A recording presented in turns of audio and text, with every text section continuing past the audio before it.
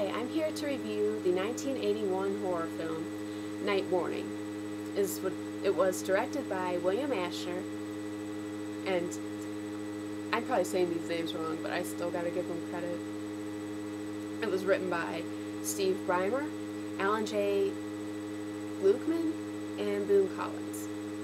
The movie stars Susan Tyrrell as Cheryl, Bo Svensson as Detective Carlson, and Jimmy McNichol as Billy.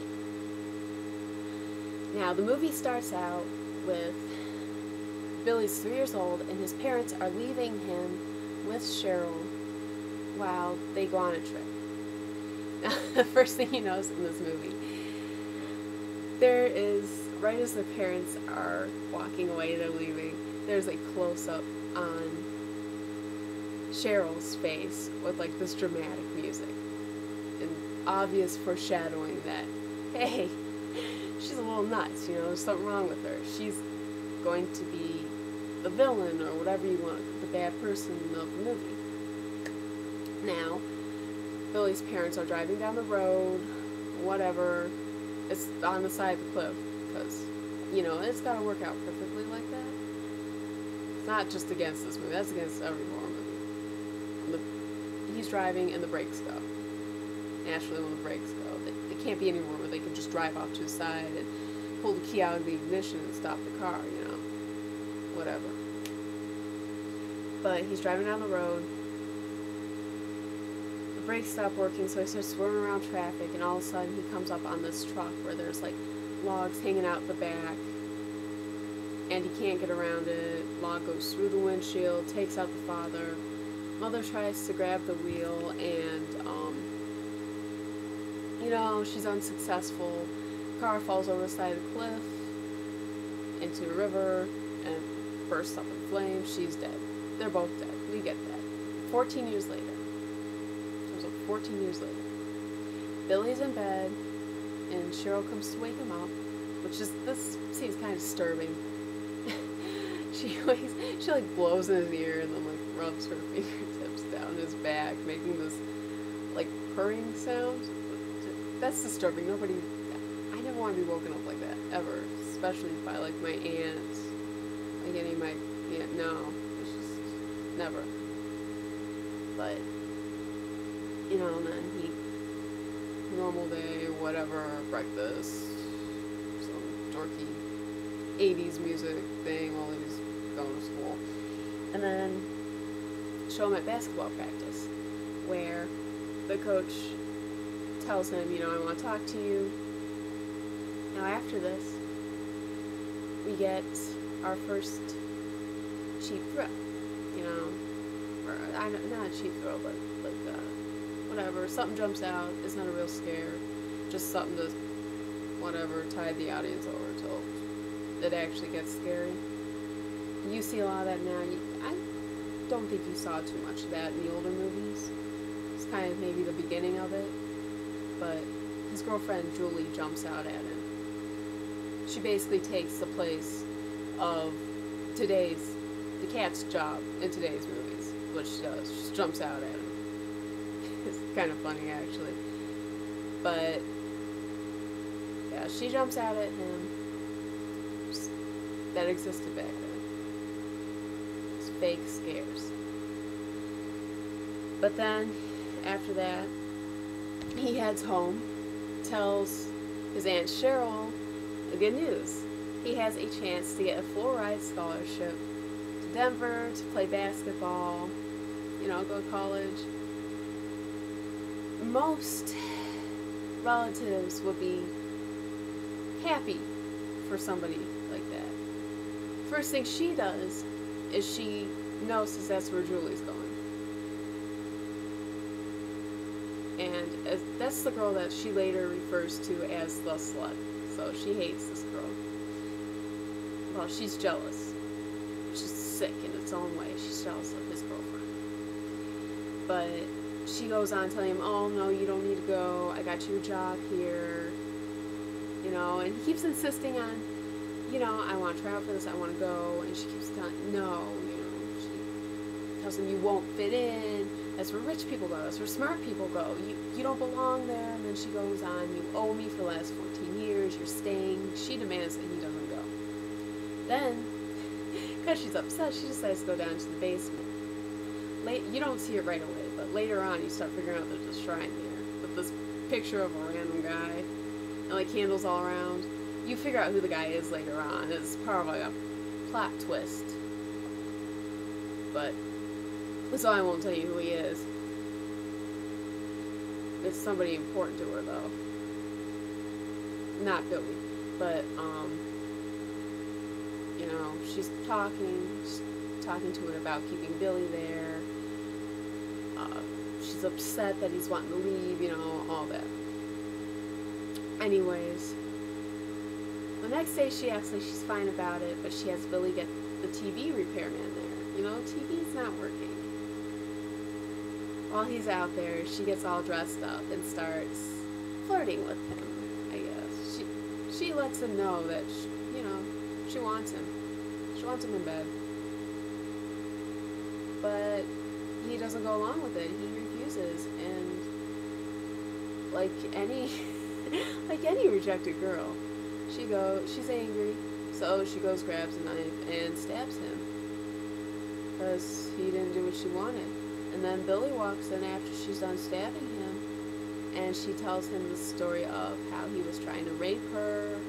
You know, you need to stay around and protect me because bad people like this. Then her friends walk in, see Billy holding the knife, call the police. They come over. They automatically figure out that she's lying about the rape thing, and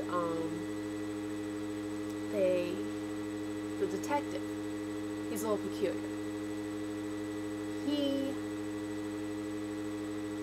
He's pretty quick to ask if Billy's gay.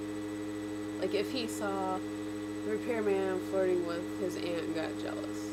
And then he asks if the aunt's gay. He has this fixation on figuring out if, you know, someone's gay or not. It turns out the repairman was. And he was involved with Billy's coach, and he's trying to make this love triangle thing to pin the murder on Billy. That's his main motive. He wants Billy arrested for this murder. And the aunt wants to keep Billy home. You know, she confesses for the murder like every 10 seconds or for a while there, and he still doesn't buy it.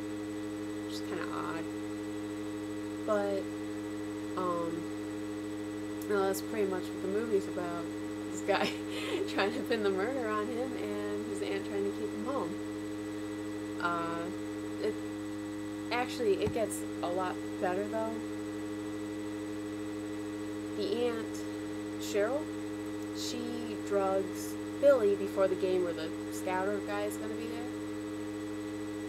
there. And he passes out, and this is the part where he figures out, hey, maybe there's something wrong with her.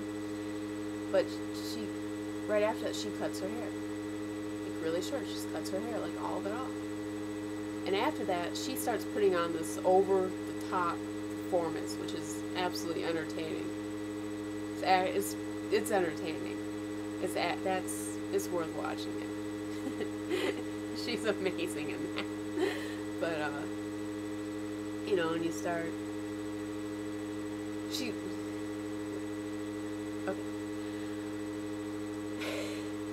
Well, anyways, he has his girlfriend go in there, distract her. She knocks the girlfriend out with a meat tenderizer, drags her down to the basement. Girlfriend's concerned missing, and Cheryl's friend is there, and she sees Julie's things there, you know, and she's listening to, she drugged Billy again. She's listening to Cheryl talking to Billy. She overhears it. She starts picking up on all this stuff. So Cheryl kills her. Julie wakes up down in the basement, sees like a dead body. She's a shrine. She's freaked out. She escapes. Cheryl sees her. They run through the woods for a while with a machete. Julie has a machete, running through the woods. Cop is killed. Yeah. Cheryl's losing it. She's really entertaining. I won't tell you how it ends. There's a huge plot twist at the end. Well, not huge, but a plot twist at the end that explains a lot of this, which is pretty good. I enjoyed it. The good points of this movie. The writing is pretty decent.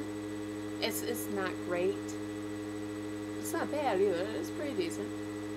The acting's pretty good. You know. The gore level. There's blood. It's not like over the top gushing, but there's blood. There's a subtle creepiness to it. Not so subtle, but I mean, it's not like a full-out horror film. It's not, you know what I mean? If you watch it, Cheryl's creepy. You know, the whole idea behind it's creepy, but it's not, you know, like The Exorcist or anything like that. But it's good. It's a simple film. It's not complicated. You don't have to sit there and, like, pay attention to every detail. It's just something you casually watch. You know, if you like those types of things. It's also kind of funny because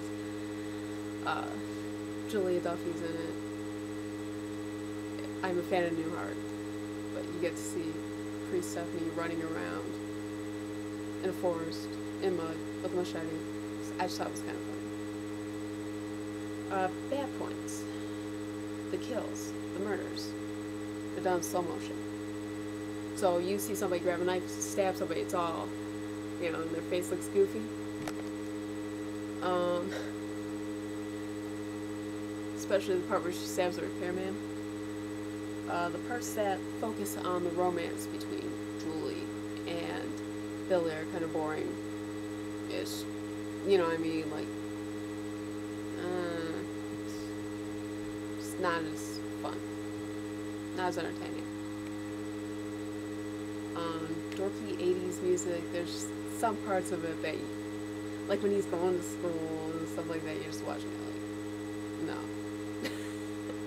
It's funny, but you're just watching it like, no. And then, if you watch Lifetime movies, it has like this Lifetime movie feel to it. Some of you probably know what I mean. I'm not a big fan of those movies.